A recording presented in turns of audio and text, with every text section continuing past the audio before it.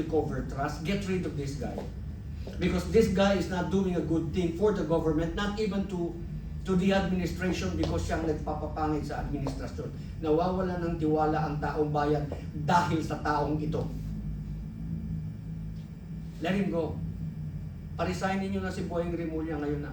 Parisignin nyo na rin si Melvin Matibag kasi sinungaling. With all due respect to you, Director Matibag, yung mga intelligence report mo, inyo lang yan eh. Hindi alam ng military, hindi alam ng pulis. Kayo lang, gawa-gawa mo lang yan. And you cannot do that, you should not do that, because that is the National Bureau of Investigation. Kung bago ka pa lang sa ating channel, huwag kalimutang i-like, i-subscribe at pindutin ang notification bell para lagi kang updated sa ating mga suna livestream at videos. Sir, ikaw ang kasunod, no? Mula sa AFP, sir, mabuhay po. Mabuhay.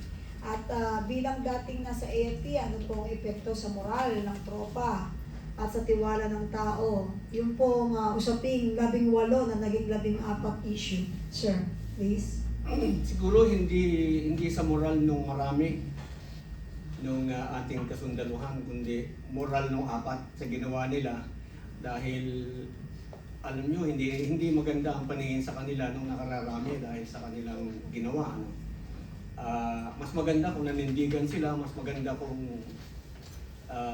hindi nila ginawa yung kanilang ginawa, dahil binago mo statement mo hindi dahil sa katotohanan eh. Binago mo ang statement mo dahil may 25 million.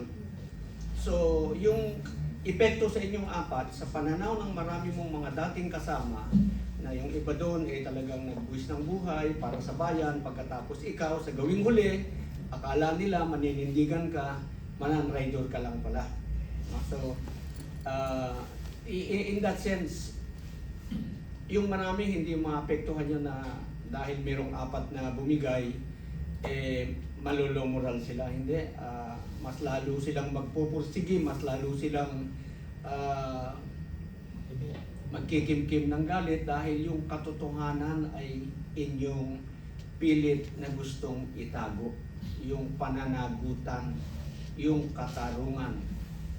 So, mas lalong mag-aalab ang damdamin ng mga ating sundalo at pulis na nananahimik. Hindi po ibig sabihin sila'y tahimik, wala silang pakialam sa atin. Totoo po yan. Alam niyo, General Garcia, dito po siya nangyari na nagkaroon ng apat na kinatawan na dati nating binibigyan ng pagpupugay, at dahil sa kanilang pinakitang sama-samang kabayanihan, nakapandulo mo, pero alam niyo, tama kayo, sandali lang yan, maubos yung 25 million. Pero kung ikay nanindigan, total, nandun ka, mananumpa ka, masama binawi mo eh. Anong kaibahan mo doon sa tinatawag nilang, ayoko masabi, baka mamaya makauta ko. But anyway, General, nauubos ang pera. Pero yung integridad mo... Dadaming kaibigan, dadaming kamag-anak na lalapit sa kanila. Hindi nila naisip yung magiging kalalabasan nung biglaan nilang pagpalit ng desisyon at paninindigan. Ang kahirapan po, hindi naman yan kasalanan na pinanganak tayong mahirap. Pero yung kahirapan naman, hindi naman yan panghabang buhay. Pero yung maling desisyon nga po, sabi nga po ng mga kababayan natin, nababasa ko po sa mga komento, yung pera mauubos.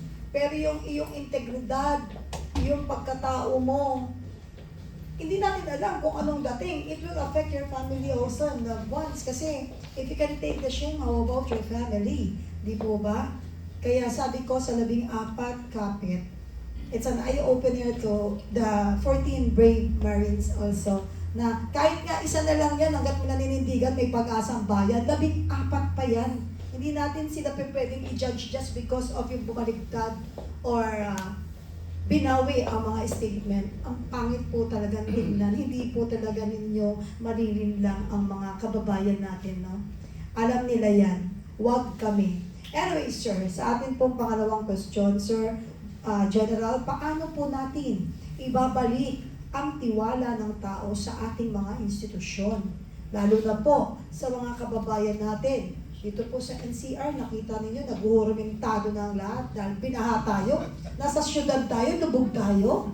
Tapos sa Luzon, Visayas at Mindanao, ano po kaya ang pwede ninyong i-share sa amin na inyo pong galing po sa inyong damdamin?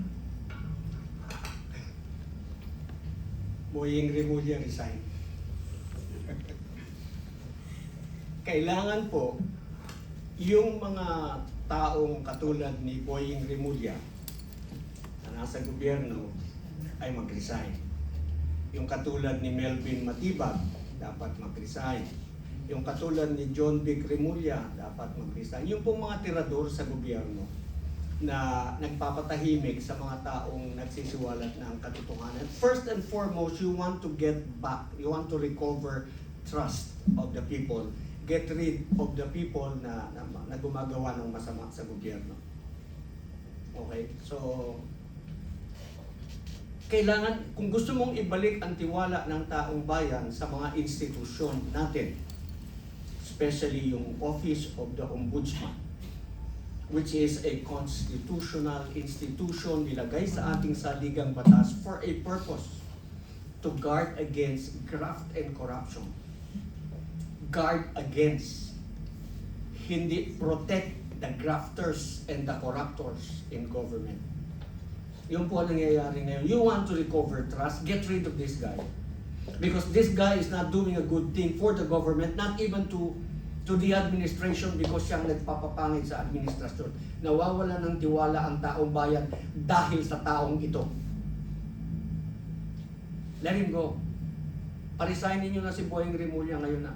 Parisignin niyo na rin si Melvin Matibag kasi sinungaling. With all due respect to you, Director Matibag, yung mga intelligence report mo, inyo lang yan eh. Hindi alam ng military, hindi alam ng pulis. Kayo lang, gawa-gawa mo lang yan. And you cannot do that, you should not do that, because that is the National Bureau of Investigation. Binababoy mo po yung opisinang yan, ng taas ng respeto ng mamamayan dyan, nung nandyan si Velasco, nung nandyan si Mison, nung nandyan yung mga... Grabe, you dishonored these people by just being there. Yung pinalitan mo nga, nag-resign kasi ayaw gawin yung ginagawa mo. First, get rid of these people who are not doing very good para sa imahe ng ating pamahalaan. Number 2, papanagutin ninyo yung mga dapat managot. Arestuhin ninyo yung mga pinangalanan ng mga nagsisiwalat ng katotohanan. Imbestigahan ninyo, ipalabas pa ninyo yung ibang hindi na pangalanan, kasi sabi ng mga Marines, marami pa po sir, hindi namin alam ang pangalan. Marami pa po. Bigyan nyo kami ng mga picture nila, tuturo namin sa inyo kasi natatandaan naman namin ang mga mukha nila. Hindi lang namin alam ang kanilang mga pangalan. So there should be more. At dapat ang nauunang nagpapile ng kaso sa mga congressman na ito, sa mga senador na ito, yung ombudsman. O dapat mayroong mag-file para ma-impeach na sila. Hindi yung inuunahan, pinapailan yung mga nagsisiwalat para mahirapan, para sumuko, para bumigay, para manahimik. Ayun po nangyayari ngayon doon sa ating Brave 18. Kung saan lupalop ng Pilipinas sila pumupunta para mag-bail. We should stop this. Gusto nyo bawiin ang tiwala ng taong bayan. We should stop this. Gusto ninyong ipakita sa gobyerno na wala na kayong tiwala sa ating gobyerno, sumama po kayo sa rally ng UP. Because yan po ang aming gustong ipahatid sa ating pamahalaan. Para po gumawa sila ng paraan na bawiin ang tiwala ng taong bayan. Hindi para labanan ang gobyerno, kundi para tulungan ng mga nasa gobyernong ma-realize hindi tama ang iniisip nila na sila-sila lang. Mas marami pa nga po yung pulis eh. Pag nandun kami sa Senado, mas marami ang pulis. Maniwala kayo sa amin. Pero ngayon hindi.